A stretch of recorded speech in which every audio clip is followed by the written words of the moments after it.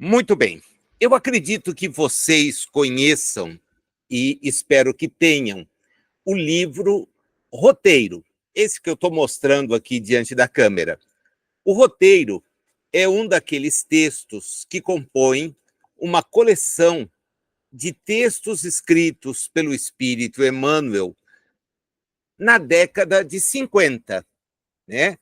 Ele começa um pouco antes, na década de 40, vem o Consolador, e em seguida vem outros textos. Desta mesma série de textos faz parte o livro Pensamento e Vida.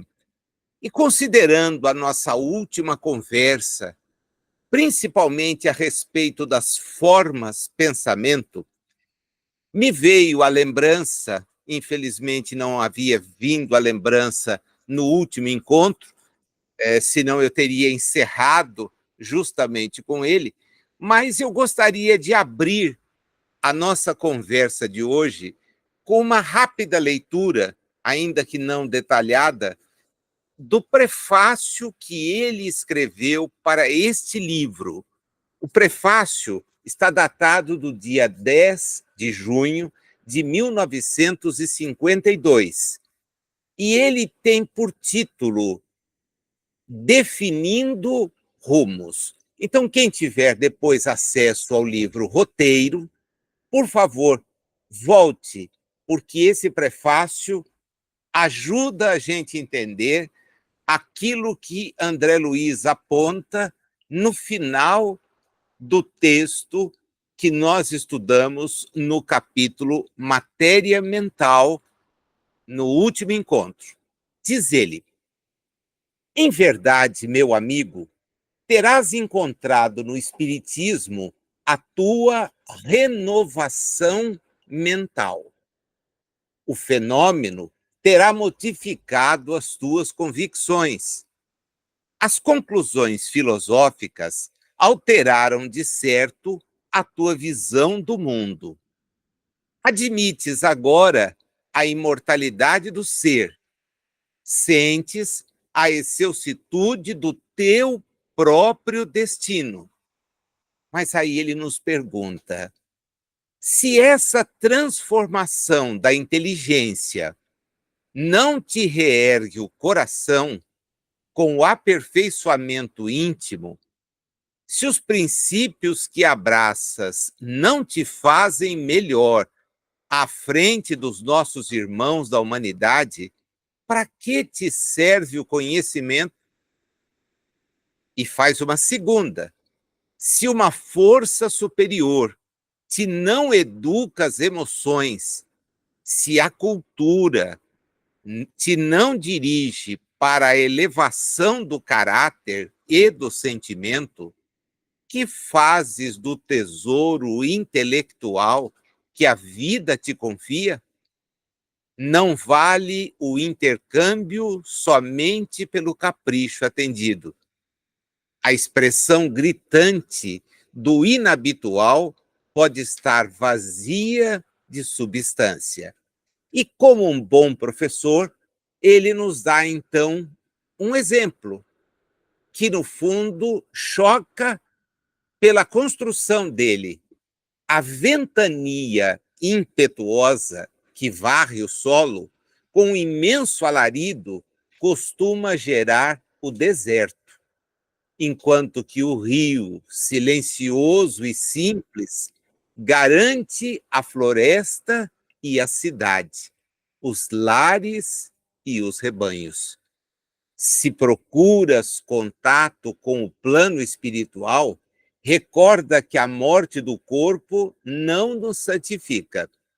Além do túmulo, há também sábios e ignorantes, justos e injustos, corações no céu e consciências no inferno purgatorial. As excursões no desconhecido reclamam condutores.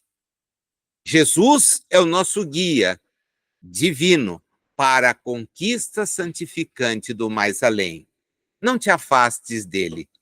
Registrarás sublimes narrações do infinito na palavra dos grandes orientadores. Ouvirás muitas vozes amigas que te lisonjearão a personalidade. Escutarás novidades que te arrebatam ao êxtase. Entretanto, somente com Jesus, no Evangelho, bem vivido, é que reestruturaremos a nossa individualidade para a sublime ascensão à consciência do universo. Depois, então, ele escreve, concluindo o prefácio. Por que é que eu fiz questão de me lembrar desse capítulo? Chamam capítulo, na verdade, é o prefácio do livro. Porque ele tem tudo a ver com aquela ideia final da nossa conversa do último encontro, que é a da elevação das nossas formas de pensar. O convite que ele nos faz e leva em conta a própria realidade do fenômeno espírita estudado pelo espiritismo. O fenômeno é do espírito. A mediunidade está presente com o espírito que reencarna na Terra desde a primeira reencarnação aqui ocorrida. Teve nomes diferentes, formas seguidas, sabidas de rituais, etc. Porém, com o espiritismo, ela ganhou um status diferente. Passou a ser analisada de uma maneira completamente diferente. E é isto o que o livro que a gente está estudando, Mecanismos da Mediunidade, objetiva demonstrar.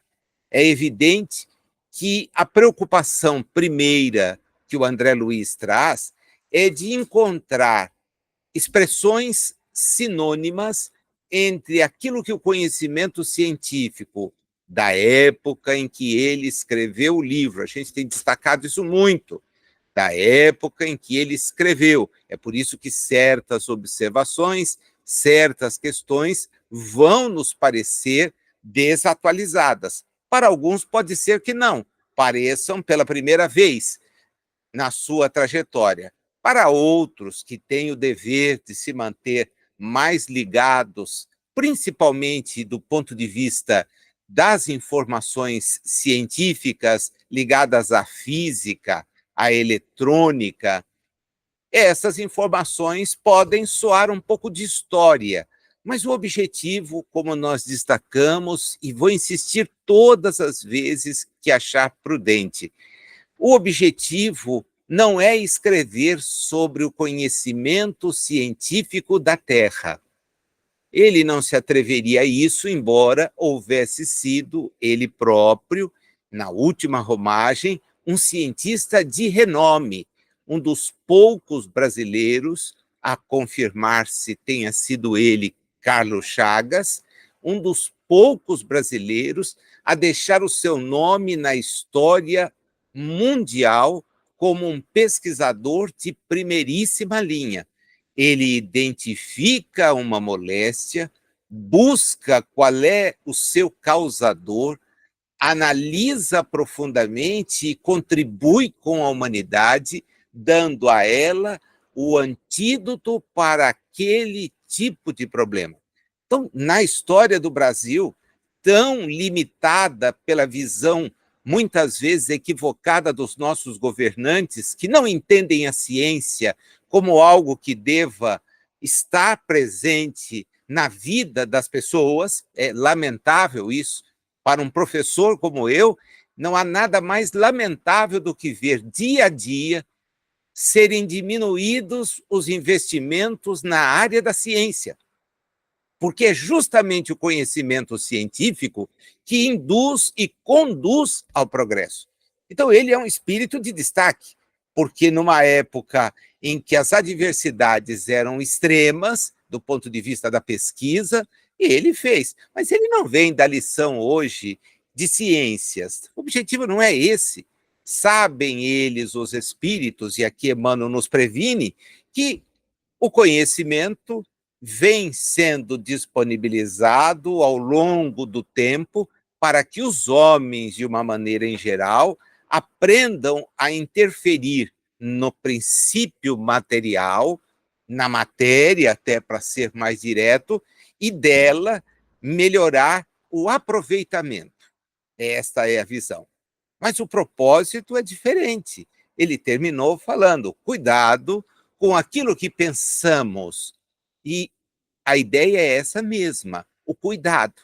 E nós precisamos nos perguntar: o conhecimento que temos obtido mudou o nosso pensamento? Mudou a maneira como encaramos a vida? Porque se isso não aconteceu, é evidente que nós, embora tenhamos tido acesso a um tesouro, não fizemos o melhor uso do tesouro conhecido. Então, voltem depois, por favor, porque o livro é indispensável, a sugestão da leitura, do estudo, mas esse Definindo Rumos, que é o título do prefácio, dá um convite para a gente fazer sempre um balanço, sempre um balanço. O propósito de hoje é a análise de 3 capítulos.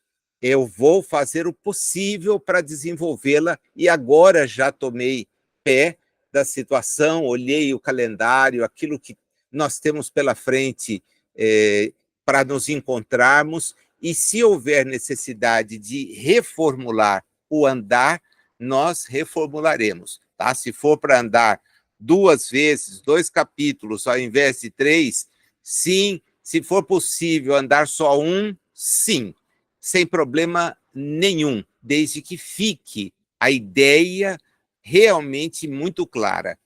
Disse que vocês têm toda a liberdade, principalmente os que estão fazendo esse estudo ao mesmo tempo em que ele é transmitido, que podem, de maneira indireta, escrever, colocar eventuais dúvidas, tudo para que a gente, na medida do possível, busque equacioná-las.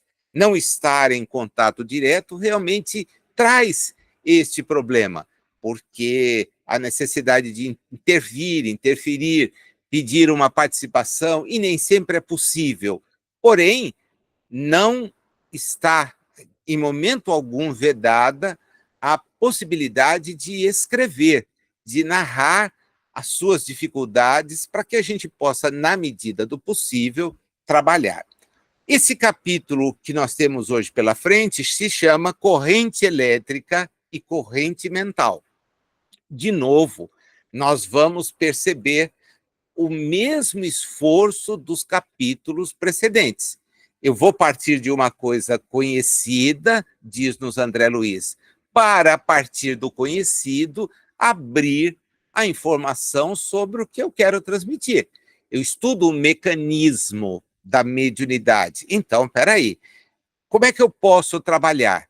O tópico primeiro é o tópico que introduz dínamo espiritual. Olha que interessante. Ele vai na figura do dínamo, que nós vamos já, aquela que a gente conhece de um motor, e daquela figura ele parte para fazer a análise do ponto de vista espiritual. Em seguida ele vem gerador elétrico, gerador mediúnico, átomos e espíritos, força eletromotriz e força mediúnica, fontes de fraco teor.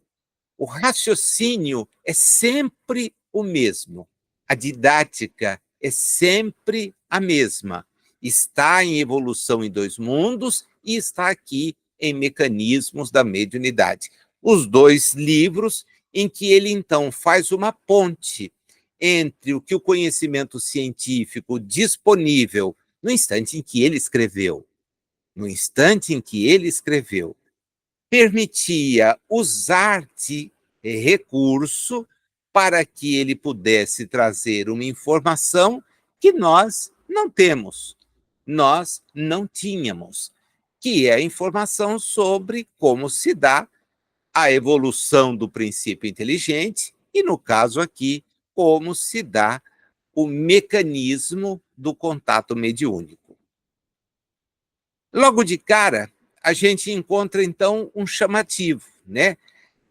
Mesmo que a ciência humana não aceite as realidades do espírito, mesmo que ela não aceite, né? E não aceita, há um ou outro grupo, um ou outro pesquisador, mas enquanto estrutura, a ciência não tem se aproximado do espírito em nenhuma das suas vertentes, nenhuma.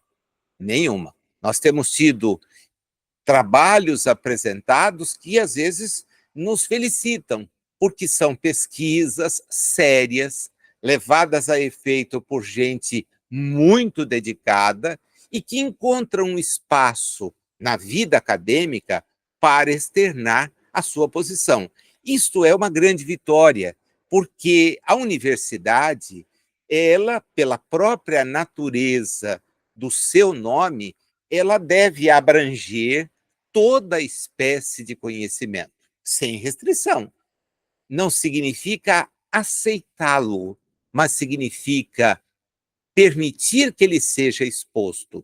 E esta é uma vitória, porque se lá atrás as manifestações de natureza espírita eram vistas como algo para ser jogado fora, para motivar risada, como o magnetismo havia despertado o sarcasmo, a indiferença, agora não. Você para e deixa que aquilo seja exposto. Se encontrar público, maravilha, vamos olhar isto. Agora, de uma maneira em geral, não há essa aceitação. E não é porque agora as instituições de ensino são dominadas como foram por visões religiosas. Não é isso. Elas até existem e têm lá os seus propósitos. A questão é que a ciência acabou, pelo domínio das leis da matéria, cada vez mais conhecidas, detalhadas, embora chegando em pontos em que não dá para transpor, a não ser a imaginação de que aquilo possa ser transposto, porque falta justamente aquilo que nós conhecemos desde 18 de abril de 1857. Falta ter a informação sobre uma realidade espiritual que não é fantasiosa, não é uma construção teológica, é uma realidade. E tal realidade ajuda, é como Kardec aponta. Se o espiritismo for efetivamente estudado, conhecido, ele se transforma na chave que permite a compreensão de inúmeras situações, inúmeras. E nós estamos, então, diante de uma delas, que vem agora.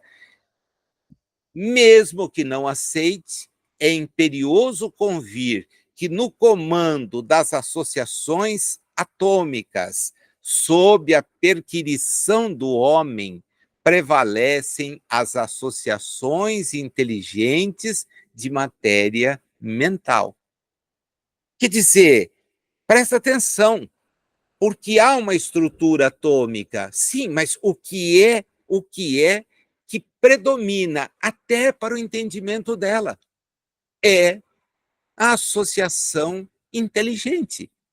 É a associação inteligente. Não fosse a inteligência, e a inteligência é um atributo do espírito, não confundir que inteligência seja espírito, mas é um atributo que o espírito é convidado a aperfeiçoar cada vez mais. Espíritas, amai-vos, eis o primeiro ensinamento. Instruí-vos, eis o segundo. É o Espírito verdade. É dizer, então nós não estamos na Terra com outro propósito.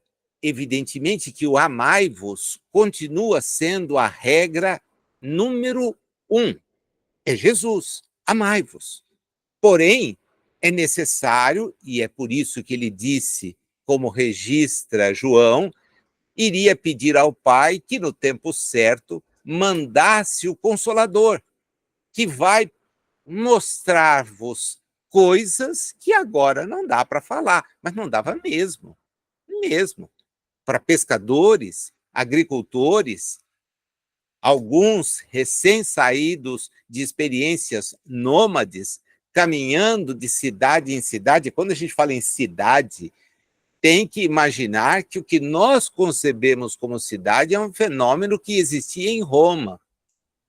Nem Jerusalém tinha essa estrutura que nós concebemos. E Jesus não foi a Roma.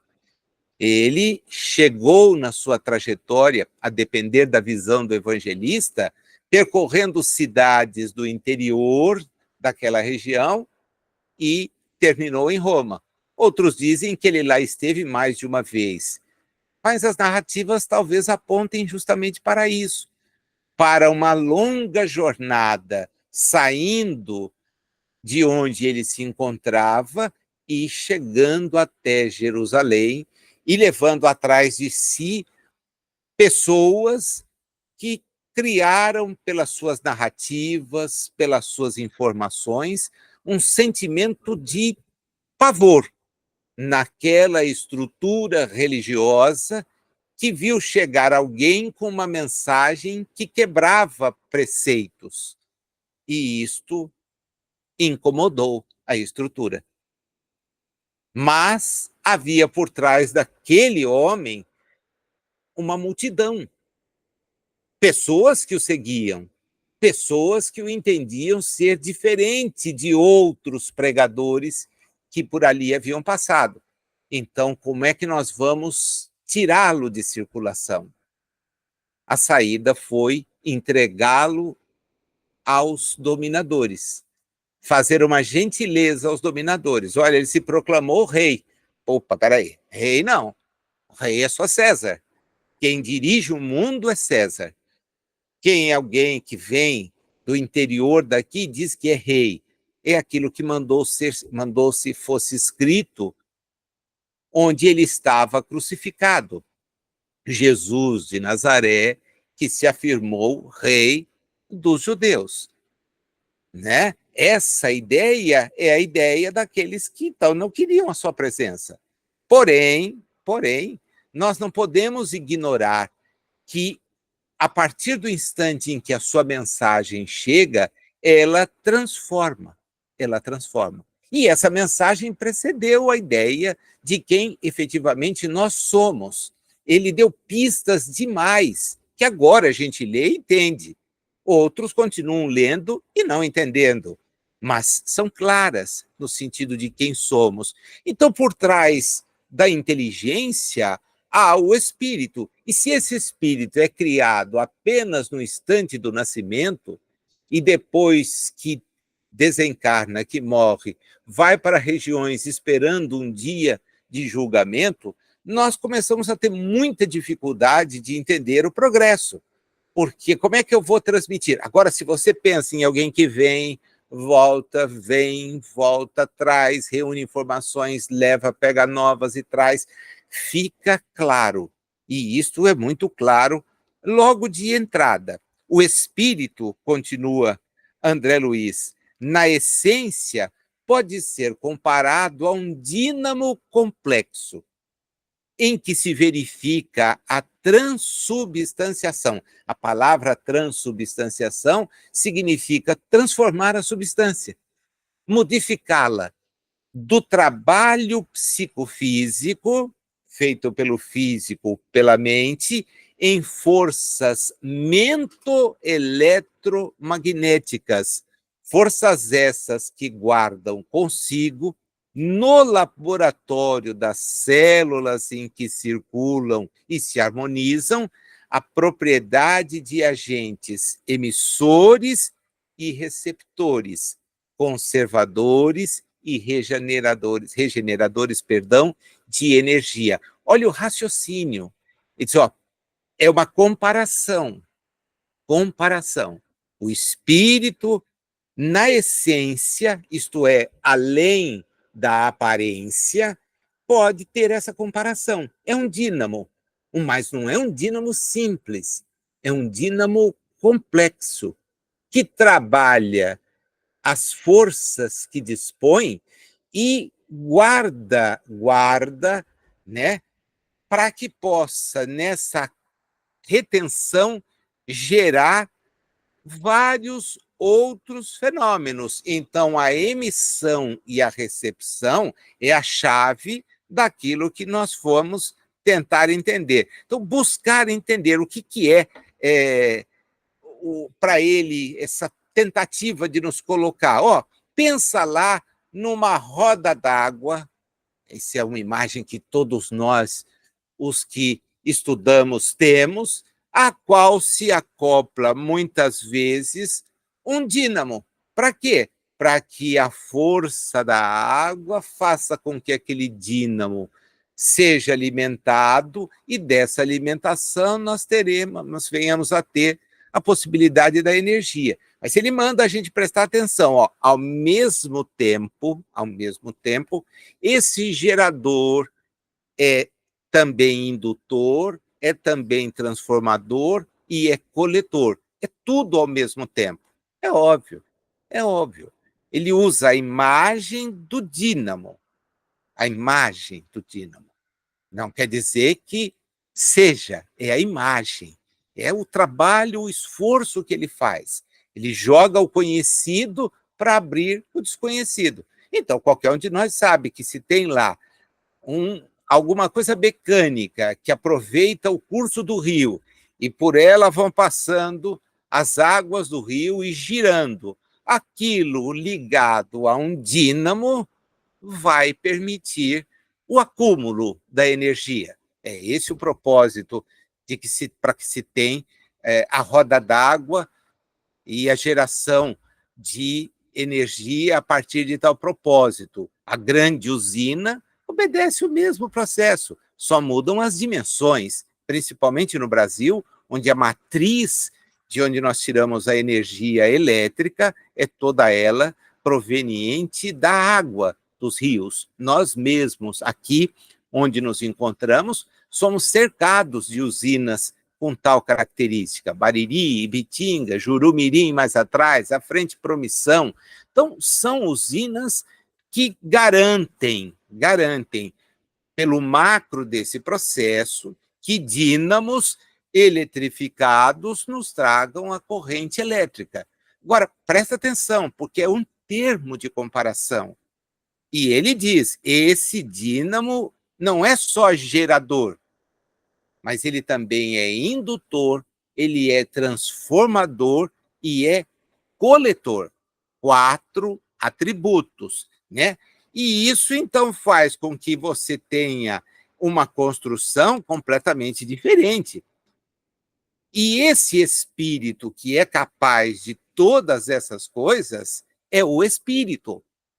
Não é o encarnado apenas, mas aquele que não está na experiência material.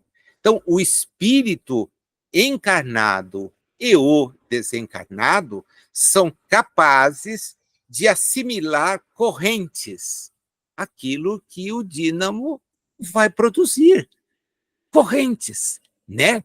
Que são contínuas. Significa, elas estão presentes de força mental. E ao mesmo tempo em que eu assimilo essas correntes, eu as exteriorizo.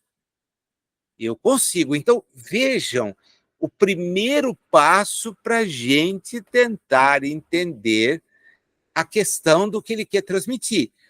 Encarnado, como estamos, além da matéria, como estivemos e voltaremos a estar, os nossos espíritos são capazes de assimilar correntes de força mental e assimilar apenas não. Nós também as emitiremos, nós também as emitimos. Puxa, é um passo grande para a gente entender o segundo tópico, gerador elétrico. Gerador elétrico. Ele pede para a gente recordar um motor. Recordemos que um motor se alimenta de corrente elétrica, fornecida pelos recursos atômicos do plano material. Isso é tranquilo. A gente sabe que o motor faz exatamente isso. O das nossas geladeiras, o do ar-condicionado, qualquer que seja motor ligado à energia elétrica, ele vai usar aquelas forças ali disponíveis para funcionar. Será ligado por nós ou será mantido desligado se não estiver sendo útil, e é fácil a gente associar. Agora continua ele. E para simples efeito de estudo da transmissão de força mediúnica, em que a matéria mental é substância básica, lembremos-nos de que a chamada força eletromotriz nasce do agente que a produz num circuito fechado. Puxa, peraí, Nazil, como é que é? Presta atenção, né? Tenta associar. O motor tem ali à disposição a energia que vai fazê-lo funcionar. É isso que é do ponto de vista material. Sem a energia, não tem o motor funcionando. Diz ele, para simples efeito de estudo, lembra que a força mediúnica é esse processo de emitir e de receber uma matéria mental. Uma matéria mental. Agora, como é que isso se dá quando você está no motor? Olha, dentro do circuito que o motor age. Do contrário, eu teria que ter aí, não tenho, é dentro do aparelho, para aquilo que é a finalidade. Perfeito, o circuito fechado, o circuito fechado.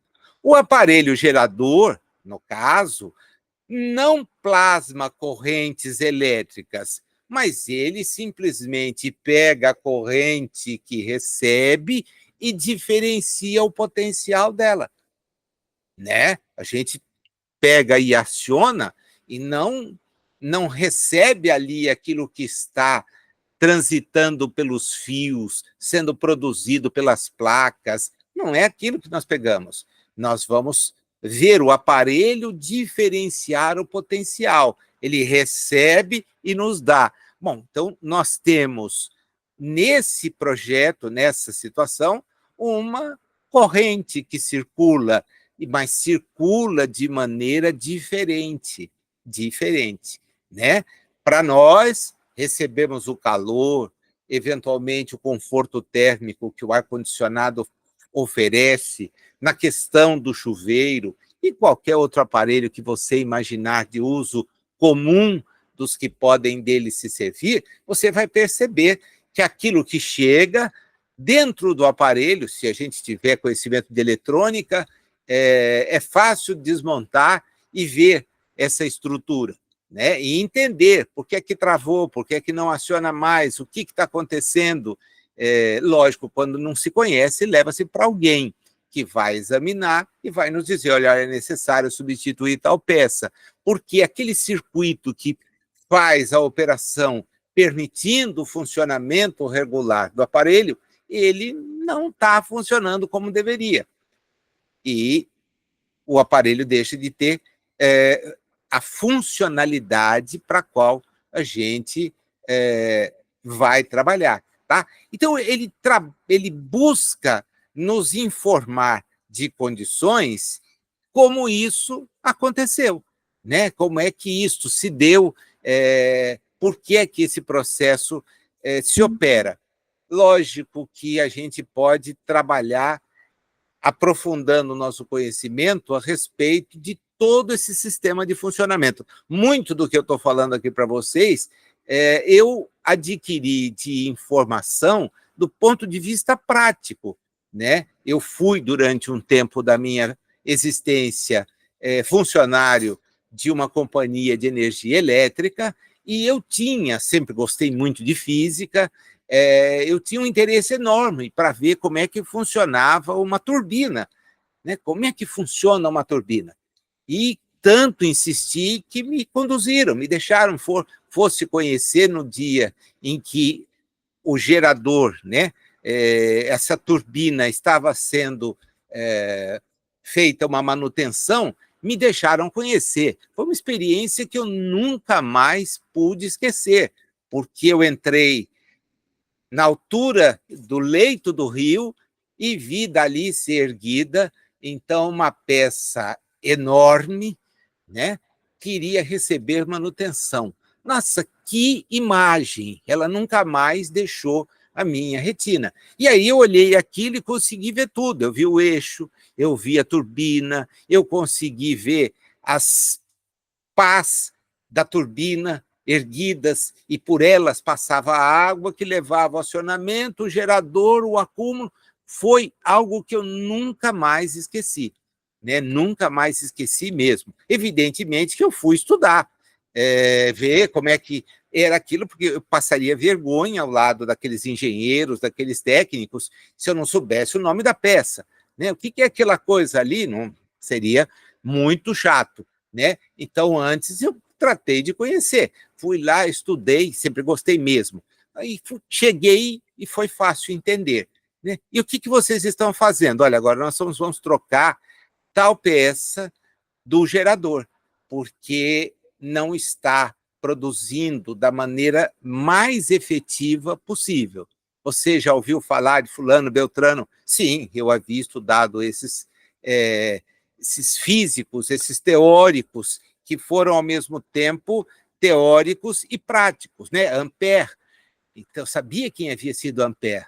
Ah, puxa vida, sei quem foi. Então, olha, nós vamos aqui trabalhar exatamente disso. Faraday, você conhece? Puxa, se conheço. Esse me deu trabalho em prova enorme, entender tudo aquilo. Então, ó, são esses processos que a gente vê ali. Então, o André Luiz nos convida a parar e pensar. Existe uma diferença de potencial na produção dessa energia. Existe sim, porque da forma como ela é produzida, a tensão com que ela sai, não é aquela que os nossos aparelhos vão conseguir, muitas vezes, assimilar. Então, ótimo. Entenda a questão da diferença de potencial. É isso que ele está mostrando para nós. E ele vai adiante, dizendo assim: figuremos dois campos elétricos separados, cada um deles com cargas de natureza contrária, com uma diferença de potencial entre eles. Estabelecido um fio condutor entre ambos, a corrente elétrica se improvisa do centro negativo para o centro positivo, até que seja alcançado o justo equilíbrio entre os dois centros, anulando-se a diferença de potencial existente. Essa é uma questão da eletricidade, da física. Pensadores como esses a que eu me referi, Ampère, Faraday e outros, foram homens que pensaram exatamente nesses processos, na mudança, porque eu produzo numa determinada condição de energia que não vai poder ser utilizada na ponta. Eu preciso que haja uma diferença e que haja entre os dois o equilíbrio. Então, parte ele justamente da ideia que esses pensadores nos trouxeram. A carga é contrária, há uma diferença entre as duas. Eu parto da negativa, aquela que vem bruta lá e que para trazer a positiva que vai me ajudar no processo do que eu estou desenvolvendo. Puxa vida! Agora que ele deu a informação, ele dá mais um passo, o gerador mediúnico. Idealizemos, diz-nos ele, o fluxo de energias mento-eletromagnéticas, são produzidas pela mente, trazem uma carga eletromagnética, ou o fulcro, né, de ondas da entidade comunicante do médium. Eu tenho, então, um fluxo entre o pensamento de quem está tentando comunicar-se e o pensamento de quem vai receber essa comunicação. Diz ele, são dois campos distintos, associando ambos valores positivos e negativos. A ideia da valoração aqui não é a ideia da valoração da carga da energia. Lá, fenômeno físico na energia. Ele está falando aqui, são os valores que eles possuem, positivos, negativos, e todos os espíritos em marcha ascensional os detemos. Todos os detemos. As pessoas não são só carregadas de questões negativas. A nossa visão é que às vezes é turva. E eu volto no Emmanuel. Se o conhecimento que já obtivemos não mudou o nosso pensamento, tem alguma coisa errada. Tem alguma coisa que não funcionou. Tem algo que não está batendo. Então, é hora de parar. É hora de refletir. É hora de analisar. Puxa, o conhecimento espírita não está servindo para aquilo que ele se propõe. E não é uma informação apenas, é a informação. Ele diz quem somos, de onde viemos, para onde vamos. E mais, nos leva a pensar nas limitações que enfrentamos, não para nos julgarmos esquecidos pela divindade. É o contrário.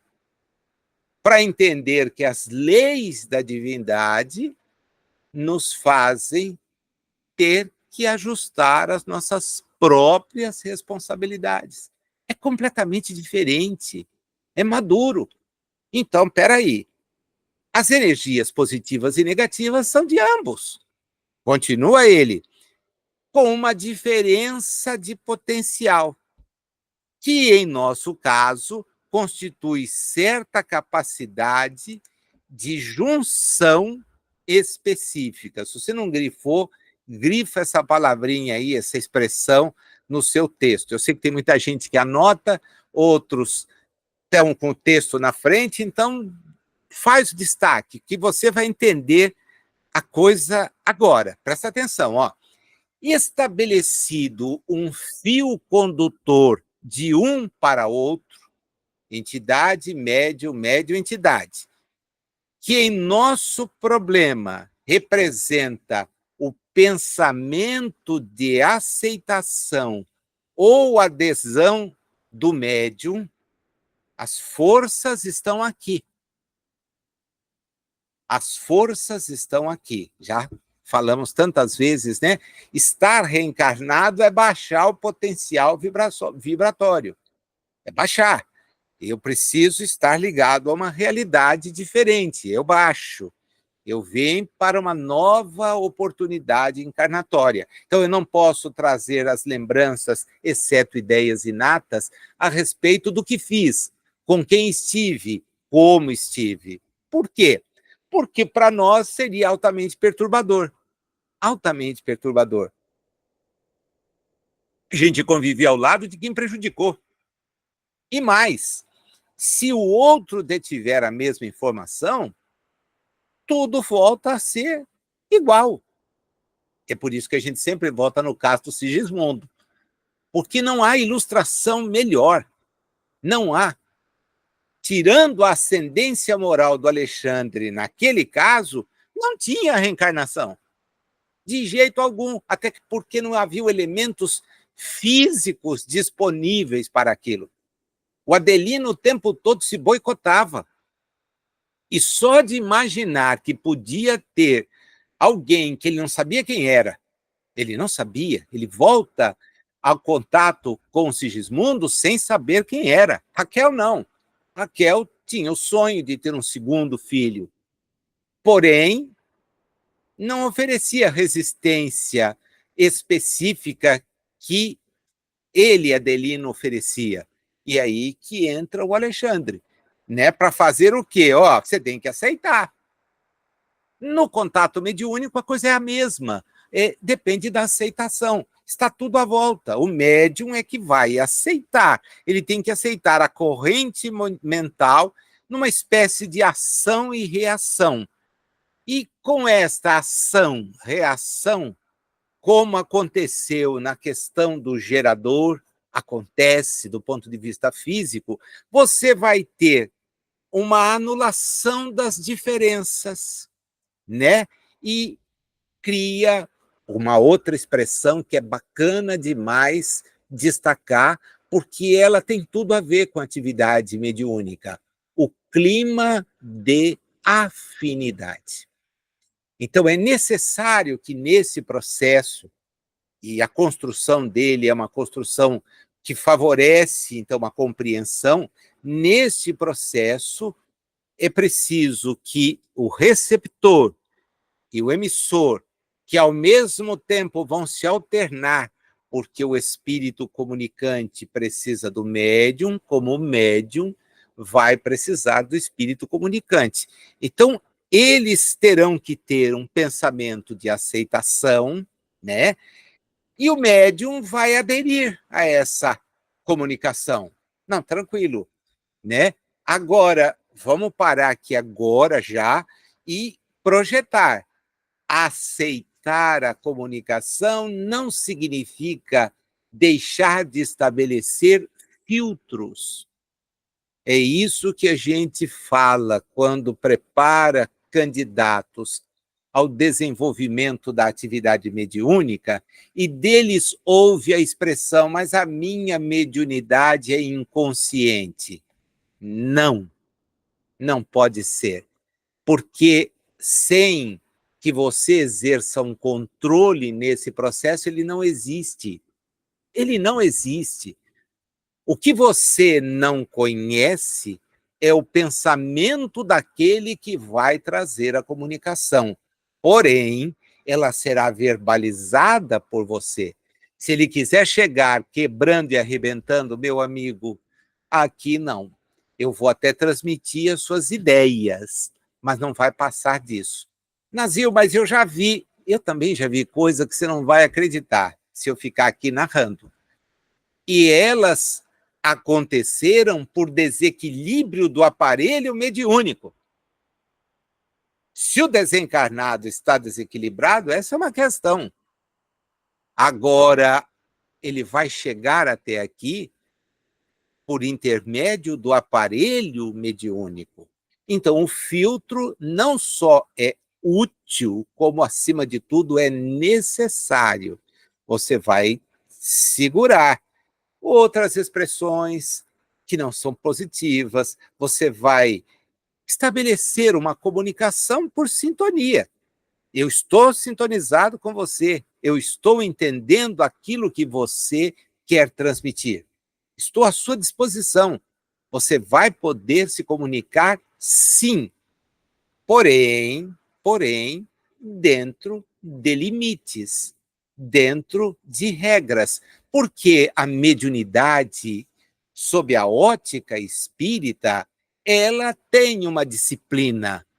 E quem nunca leu o livro dos médiuns e foi para uma atividade mediúnica, se mostra como alguém que não conhece noção alguma de engenharia e se dispõe a projetar.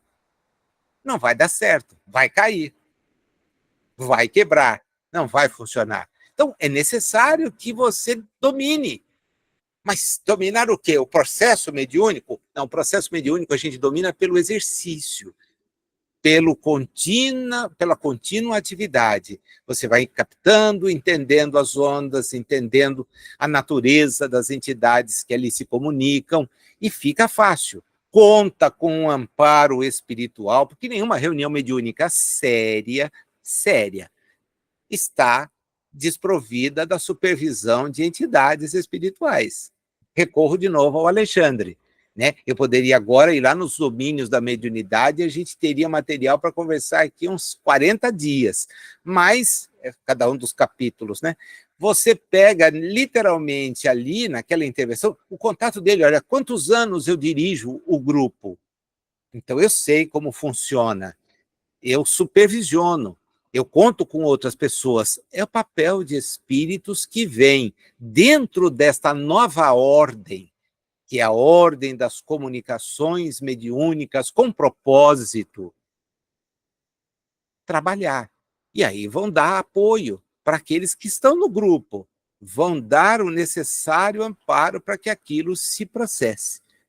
Tá claro isso? Porque agora a gente vai trabalhar num outro aspecto, a questão desse fluxo das energias. A gente precisa entender como funciona essa questão da sustentação da comunicação, né? Se quisermos sustentar o continuismo de semelhante conjugação, é imprescindível conservar entre os dois, o médium e o espírito, um gerador de força, que na questão de análise é o pensamento constante de aceitação ou adesão da personalidade mediúnica, através do qual se evidencie incessante o fluxo de energias conjugadas entre um e outro. Então, você vai sustentar a comunicação assim. O médium, vai aderir, ele vai concordar com essa emissão. E esse pensamento constante que o espírito trará permite a fluidez da comunicação, permite que essa fluidez ocorra na mensagem que você grava no papel, né, em que eu não conheço o que ele quer falar, mas vou registrar aquilo que ele está transmitindo pelo pensamento. Não está ditando, né? Muitas vezes a pessoa imagina o ditado. Até ocorre em algumas circunstâncias, mas a regra é que ele consiga, pelo pensamento, ou no caso da comunicação dita mecânica, em que o médium, então, não perde o fluxo do que está acontecendo ao seu redor, e o braço, ou os braços, os dois braços e as duas pernas são usadas pelos espíritos para produzir os seus trabalhos. Por todos os exemplos que os brasileiros da nossa geração tiveram e que outros não tiveram, veja como nós somos bem aquinhoados. O médium Gasparetto, que produzia pelos 4 membros, os 2 braços e as 2 pernas, 4 espécies de obras diferentes simultaneamente. É algo completamente extraordinário. E conversava, às vezes em outra língua. Toulouse-Lautrec, que era seu grande mentor espiritual, conversava em francês, e enquanto ele, com 4 espíritos diferentes, às vezes o próprio Lautrec, numa das mãos, produzia obras que eram depois disponibilizadas para o que o público examinasse. Puxa, Nazil, em quantas horas? Não, volta um pouquinho, porque a produção era em fração de minutos, simultânea. Mas isso não dá, isso não existe. Então, amigo, não existe para o conhecimento que você entende que é o único. Então, se você pesquisar nas células cerebrais de A, B, C, D e quem mais você quiser, vai perceber que o processo das sinapses não autoriza esse tipo de questão. Não autoriza. Mas nós estamos falando de uma coisa que é além desse processo de sinapse, que é a intervenção espiritual. Então, a sintonia, nesse caso, não era uma sintonia como o André Luiz está descrevendo aqui agora. Ele está falando da comunicação, do médium que chega, quer transmitir o seu recado, quer transmitir a página instrutiva ou a narrativa que ele quer apresentar a um familiar ou a todos nós. Não, aqui você tinha uma intervenção mecânica. De novo, a gente vai em Kardec. É a primeira divisão que ele apresenta no livro dos médiuns. Você tem as comunicações que são físicas ao lado das comunicações que são inteligentes. E ele coloca o fenômeno de usar as pernas, os braços do Gasparetto era um fenômeno de intervenção física. Cada um deles tomava o membro do Gasparetto como se fosse um pincel e produzia a obra, né? Sujando os pés, sujando as mãos da maneira como queriam, usando tintas caríssimas, porque os quadros são belíssimos, e estava ali registrada a presença com as características que o espírito tinha, não iguais, porque uma coisa é a produção do espírito encarnado, a outra é a produção do espírito desencarnado. Mas quando a gente olhava um quadro de Van Gogh apresentado pelo Gasparetto e se lembrava de uma imagem de um quadro de Van Gogh enquanto encarnado, você não tem dúvida de dizer, olha, a lembrança é fantástica, até na produção, as batidas do pincel, a justa posição das batidas, a construção das cores, é um processo que é muito semelhante. Só que eu não sei quanto tempo Van Gogh levava para pintar um quadro. Eu sei que a intervenção por intermédio do Gasparetto às vezes se dava em 3 minutos, em 4 minutos. E às vezes era simultânea. Então a mão esquerda pintava um, a direita outro, o pé esquerdo um, o pé direito outro. 4 espíritos diferentes, 4 tipos diferentes de escolas. Puxa, então examina o médium. Olha, porque se uma pessoa consegue fazer isso, nós vamos conseguir explicar. Não, ele é uma exceção da regra. Mas se a pessoa não consegue fazer isso, então nós temos um problema. Nós temos aí uma intervenção que não é da pessoa, é uma intervenção de outra pessoa. É aí que o conhecimento científico podia ajudar. É na hora de vencer. Porque o espiritismo não teme ser analisado. Não é propósito espírita compactuar com fraude. Imagina. Não, como é que sai a comunicação? Olha, é fraudada. Não é espírita. Não tem nada a ver com o espiritismo. O espiritismo não pactua com isso. Se o médium frauda, precisa ser claramente exposta a sua fraude, para que outras pessoas não sejam induzidas. Agora, não é assim que funciona. Não. Então, tem algo a mais. Avancemos. Número 4. Átomos e espíritos. Acho que hoje eu não consigo sair desse, tá? Peço perdão, mas tem coisas que, se não ficarem guardadas, não vai adiantar eu seguir. Eu fiquei temeroso do último encontro, muito temeroso, porque, para mim, de certa forma, está tranquilo. Só que quem está do outro lado, será que pegou? Não pegou. Vamos ver se mais devagar pega. Para entendermos com mais segurança, diz ele, o problema da compensação vibratória na produção da corrente elétrica e da corrente mental, está preocupado com a corrente mental, tá bom? Mas ele tem sempre o mecanismo de recorrer a um conhecimento que nós detemos. Lembremos que, conforme a lei de Coulomb, opa, ela foi buscar outro que vitimizou muito de nós em provas. As cargas de sinal contrário ou de força centrípeta atraem-se, e as cargas de sinal igual ou de força centrífuga se repelem, contrabalançando o sistema, né? O físico francês Coulomb, ele, no século 18, 19, né? Ele desencarna no começo do 19. Então, é um físico do século 18. Ele produz informações que ajudam a entender como é que se faz o equilíbrio dessa força. Porque você tem uma força que, se for produzida do ponto de vista da centrípeta, né? Com esse processo, ela vai criar uma atração. Porém, se ela for produzida em sentido contrário, ela vai acabar repelindo, afastando, né? Então, você precisa entender como isso se dá. E o André Luiz, então, olha, existe uma unidade de diferença de potencial entre 2 campos de um ponto elétrico.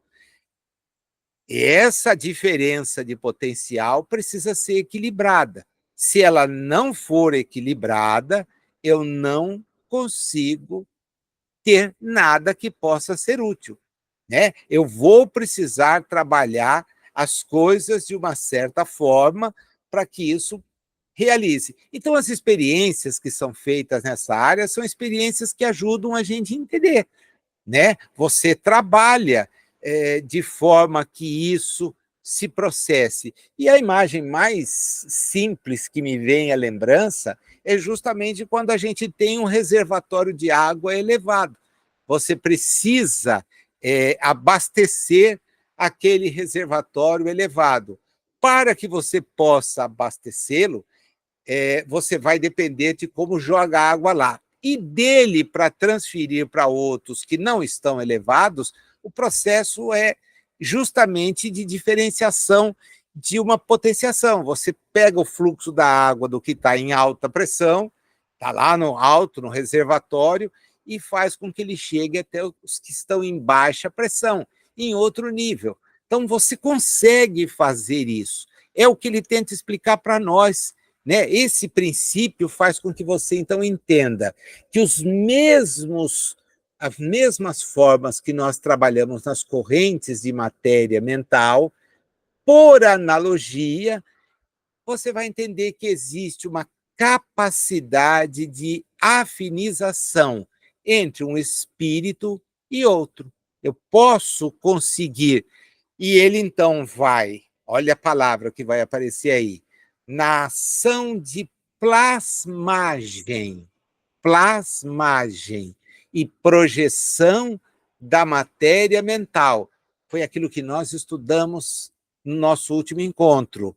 Na entidade comunicante, for mais ou menos igual à ação de receptividade e expressão do médium. Então, se você tiver isso, você terá a capacidade de afinização, né? Você conseguirá trazer de lá a comunicação, é a capacidade. Agora, para isso, tem que pensar exatamente nisso, né? Você tem que, por analogia, dizer, se não tiver isso, ele não vai conseguir plasmar na minha capacidade de compreender aquilo que ele quer transmitir, tá? É por isso que nós tivemos o estudo da ideia da matéria mental, da questão do plasmar. Então, ele pensa, projeta aquilo do seu pensamento e há uma afinização do médium. Consequentemente, essa mensagem chega. A chave, meus amigos e amigas, é essa capacidade de afinização. Num grupo mediúnico estão presentes inúmeras entidades, inúmeras, mas nem todas conseguem a necessária afinização com o aparelho mediúnico. Então, muitos terão frustrada a sua tentativa de comunicação. Primeiro que é uma ordem. Então, nós vamos ter comunicações. Há grupos que estabelecem comunicações simultâneas, o que eu acho corretíssimo. Há outros que não. E não estou dizendo da comunicação psicográfica, porque essa não teria problema. Nós poderíamos ter uma roda de 20 médiuns, os 20 psicografando ao mesmo tempo. Mas é mais a questão da verbalização, porque você precisa dar uma atenção ao espírito comunicante.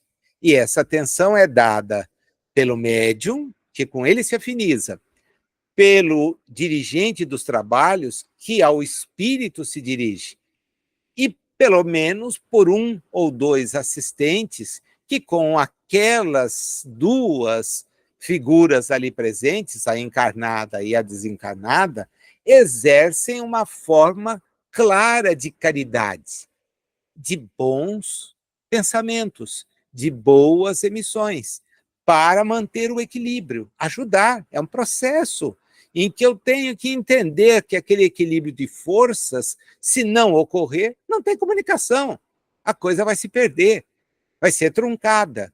E a entidade, é muito importante que a gente sempre se recorde dessa situação. Ela não detém o necessário equilíbrio para que a comunicação se processe. Não é um mentor, para usar uma expressão comum, entre os espíritas que está ali para dirigir uma situação. Não, é alguém que não está entendendo nem o que acontece e que tenta narrar. Vocês nunca pegaram uma pessoa apavorada tentando contar alguma coisa e que você precisa pedir para ela, tenha calma, vamos devagar. Se você não for devagar, eu não vou entender. Não, mas você, olha, calma, toma um copo d'água, senta e me narra. E aí, a reunião mediúnica é assim. Dá um tempo, tranquilize-se e transmita.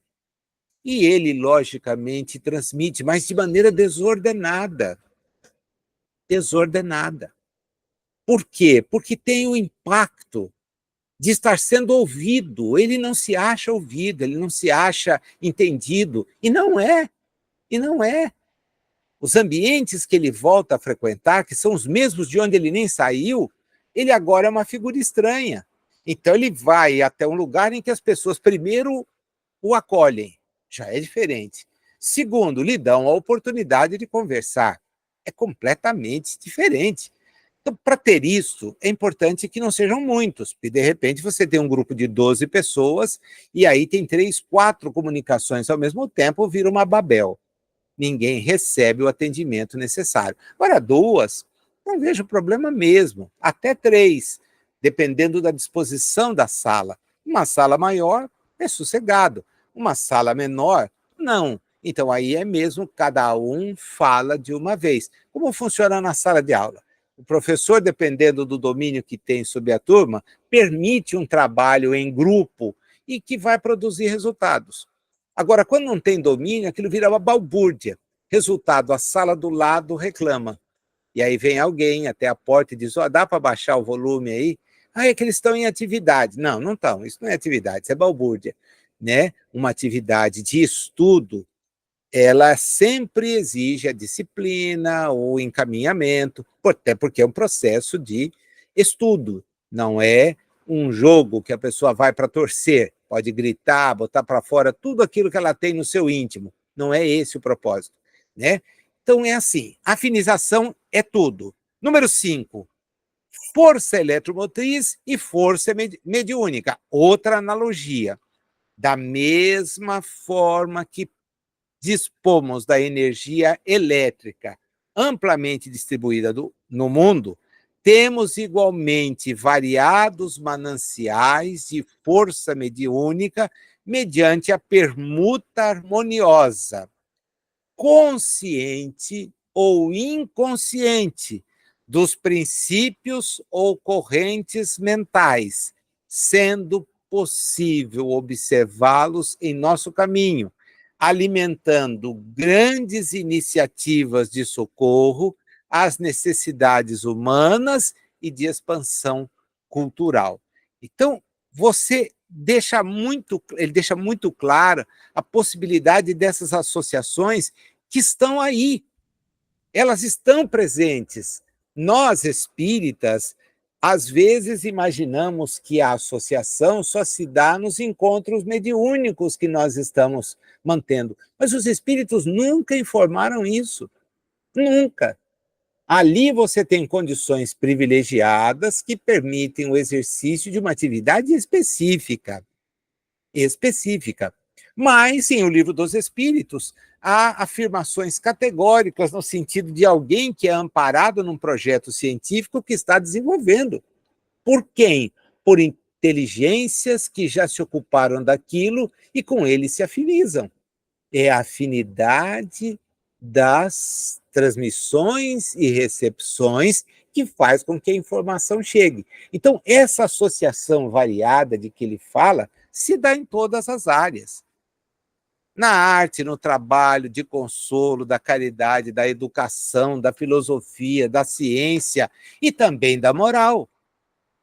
E também da moral. O que ela faz? Ela ajuda que nós tenhamos o avançar da inteligência, do conhecimento, do espírito que aqui está, partindo do pressuposto, sempre válido, que as inteligências que se voltam para aquilo têm bons propósitos. Vou voltar no livro roteiro, né? E isso, por isso é que a leitura dele é indispensável quando a gente pensa nesse assunto. Se procuras contato com o plano espiritual, recorda que a morte do corpo não nos santifica. Além do túmulo, há também sábios e ignorantes, justos e injustos, corações no céu e consciências no inferno purgatorial. É dizer, espera aí, então há influência positiva e também negativa. E também negativa, né? E essa experiência negativa e positiva, essa influência, ela pega de qualquer lado, tá? Em todas as áreas. Então nós temos arte que deprime. Uhum. Influenciada por quê? Bom, é só você pensar. Só você pensar. Nós temos trabalho que se dá num sentido, nossa. Nós temos atividades consoladoras, sim, mas temos perturbadoras também. O que é isso? A afinidade daqueles que dirigem os seus pensamentos encontra eco em espíritos que pensam da mesma forma. E com isso, ambos se alimentam. Aquele que está fora transmite as suas ideias e aquele que está aqui as recebe e põe em prática. Agora, o que recebe é uma vítima? Não. Somos todos espíritos em jornada evolutiva. É por isso que eu comecei com o roteiro hoje. Se o conhecimento espírita não mudou a nossa forma de pensar, ele ainda não chegou. Ele ainda não chegou, tá? É muito comum a pessoa guardar em relação ao espiritismo essa ideia de que ele vai fazer o papel sozinho, e não faz.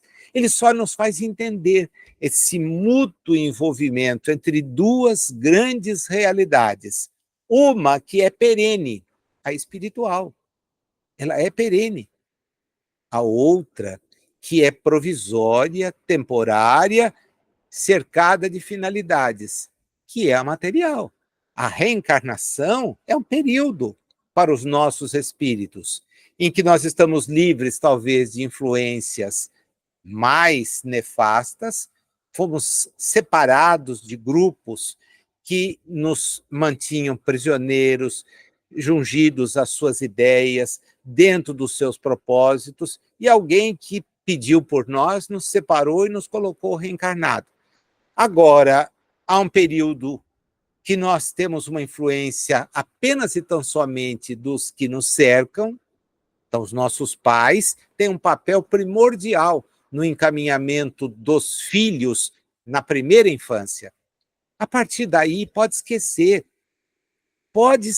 mas o que faz o pai? Manda o filho para a escola, manda o filho para ser influenciado por outro, deixa sob o cuidado. Aí as avós é que são as grandes benfeitoras da humanidade, porque elas têm agora com os netos a paciência que não tinham com os filhos.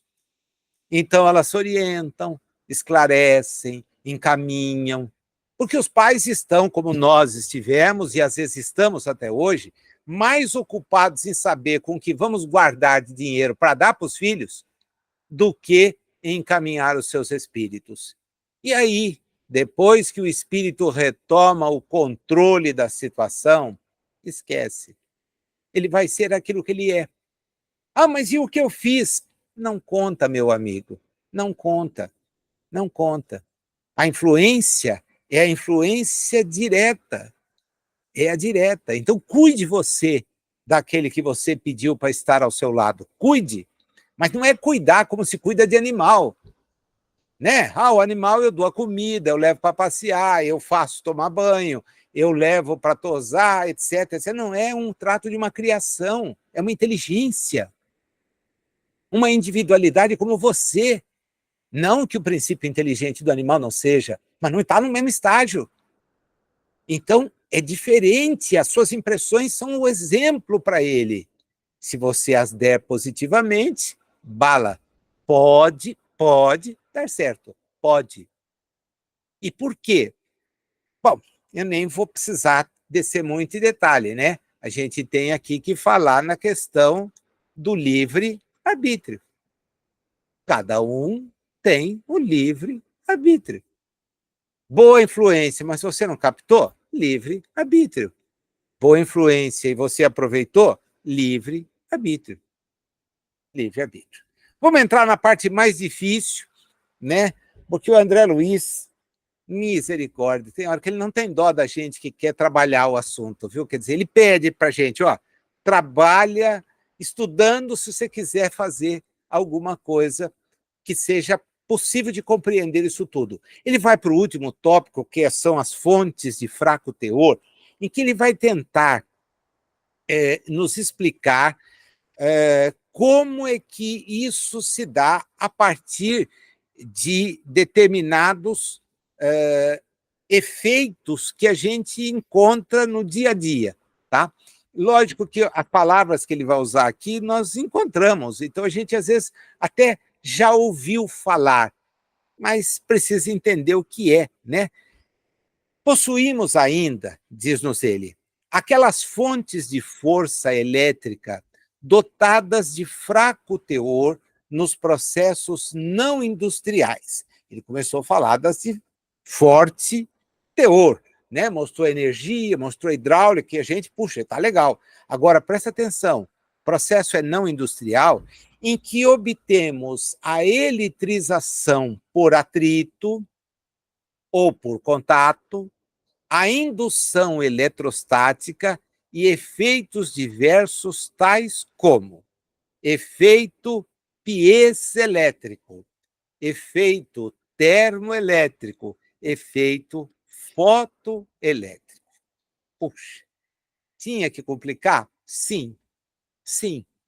Amai-vos e instruí-vos. De onde vem a ideia do piezoelétrico? Vem da construção do que eu estou usando aqui agora, um microfone, um alto-falante, que reproduz o som dentro de certos conceitos. É a propriedade que alguns cristais têm de gerar corrente elétrica ao serem comprimidos ou expandidos. Piezo, do grego, significa justamente isso, comprimir, é uma unidade de pressão. Então você consegue, no quartzo, na boracita, na turmalina, você consegue. E como é que a gente sabe que isso é a ciência? É a ciência. É o estudo que permite que essas questões sejam descobertas. Um estudo que muitas vezes é conduzido por espíritos que encontram aqui receptores aptos, mas que tem que ter o domínio. Então, vamos lá, vamos explorar, vamos ver estrutura atômica. Ao descobrir isso, você vai conseguir toda a estrutura dos radioreceptores, amplificador, controle de frequência, vem graças a isso, né? A gente consegue isso. O segundo efeito é o termoelétrico, que é utilizado na formação de pirômetros elétricos que facultam a aferição de temperaturas elevadas. É quando você converte uma energia térmica em energia elétrica e o contrário. Nós, na nossa conta de energia elétrica, temos visto o efeito de um país que não investe em energia limpa ser apresentado, né? Um dos países do mundo em que a matriz solar é absurdamente presente, mas que o preço de uma placa para colocar sobre o telhado desestimula qualquer camarada bem intencionado. Não dá. Ah, mas você pode financiar. Poxa, se eu for financiar aquilo que já é caro, eu vou pagar muito mais. Infelizmente é assim que funciona. Não, não é assim. Basta que se tenha canalização, direcionamento. Então, toda casa que for ser construída tem que ser construída com placas que permitam a retenção da energia solar disponível e a sua transformação em energia que vai ser usada. A gente não precisa pagar termoelétrica. Bandeira vermelha na conta de energia que cada um de nós paga significa exatamente isso. O acionamento de fontes termoelétricas, algumas delas destruidoras da natureza. Porque o sujeito pega árvores para que sejam elas transformadas naquilo. As usinas termoelétricas que aquecem caldeiras, etc., coisa louca. Então, é uma questão de usar. Mas, vamos lá, é o segundo efeito, né? Vem lá o terceiro que ele apresenta agora, o fotoelétrico. É o efeito aproveitando várias espécies de medidores. É o estudo da produção de correntes elétricas a partir da luz e suas aplicações. São átomos dos metais que ajudam nas camadas externas, mais distantes do núcleo, a se moverem mais livremente e que permitem a condução, né? A luz que então incide sobre uma placa metálica libera os elétrons de condução que absorvem os fótons. Isso vale, por exemplo, nas câmeras fotográficas, nas portas das lojas, onde o efeito fotoelétrico é claro. A gente se aproxima, ela abre, nós entramos. Aproxima, a câmera sintetiza a nossa imagem. Bom, agora ele volta para a analogia para a gente poder fechar. As fontes mediúnicas, diz-nos ele, por analogia, assinalamos os mananciais de força mediúnica a se expressarem por mais fraco teor. Então, ele deu para nós 3 exemplos. E ele diz, olha, por associação, tenta entender, porque se há aquele processo de ação que é ostensivo, que é o envolvimento mediúnico, a sintonia que permite a reunião, nós temos uma série de outras fontes que vão permitir esse chamado fraco, efeito de fraco teor, né? Mas é fraco teor no sentido de não ter a coligação, a sintonização, mas ele permite a restauração moral de companheiros, a terapêutica de almas doentes, os conselhos edificantes, a assistência a sofredores, as ações nobres em família. Então, você tem uma série de forças que podem trabalhar. É como ele termina, do espírito que fala ao espírito.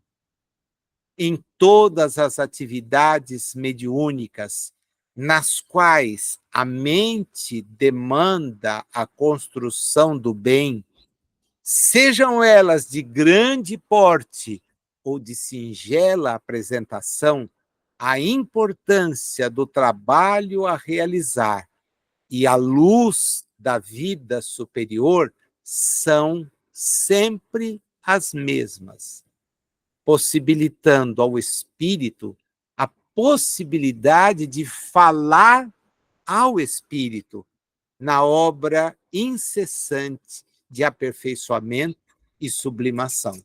Então, o mecanismo da mediunidade pressupõe também isso. Nós não temos a ostensividade da ligação do médium, mas nós temos a nossa sintonia com essas forças e podemos agir onde quer que estivermos. Onde quer que estivermos. Eu vou recordar aqui rapidinho para a gente ver onde pode estar servindo de ponte. Restauração moral dos companheiros. Então, quantas pessoas esperam a nossa palavra de bom ânimo, o nosso conforto, a terapêutica de almas doentes, os conselhos edificantes que possamos dar, que possamos outorgar, a assistência a sofredores e as ações nobres que podemos ter no âmbito familiar. Então, isto é fonte mediúnica, que, por analogia, ele coloca no último tópico desse item, de fraco teor. Né? Ele faz a analogia lá com o termoelétrico, com o fotoelétrico, para dizer, olha, tem outras tantas fontes, e a gente vai identificando. Pois bem, assim também se dá. Não é apenas aquele processo que você me viu falando no precedente tópico. Também se dá aqui, dessa forma, dessa maneira. E assim, nessa sintonia, que é uma sintonia última, nós vamos, então, conseguir produzir ações boas a partir da captação dessas boas influências. Elas estão presentes na entidade que trabalha comigo? Não, não necessariamente. Elas estão no seu propósito, no seu propósito. O meu propósito é o de ajudar. Então, a minha palavra será uma palavra sempre de edificar. O meu conselho será um conselho sempre de erguer. Eu vou me esforçar por isso. Consequentemente, você vai atrair entidades interessadas em que aquilo se dê. Da mesma forma, e é aqui que eu vou encerrando, que a gente atrai entidades que não têm esses propósitos edificantes. E com isso, bom, com isso é a realidade que nós observamos. Vou terminar voltando ao Emmanuel. Comecei por ele, termina com ele. Se essa transformação da inteligência, que é fruto do conhecimento, não te reergue o coração com o aperfeiçoamento íntimo, se os princípios que afirmas abraçar não te fazem melhor à frente dos nossos irmãos da humanidade, para que te serve o conhecimento? Se uma força superior te não educa as emoções, se a cultura te não dirige para a elevação do caráter e do sentimento, que fazes do tesouro intelectual que a vida te confia? É para a gente pensar, e pensar muito.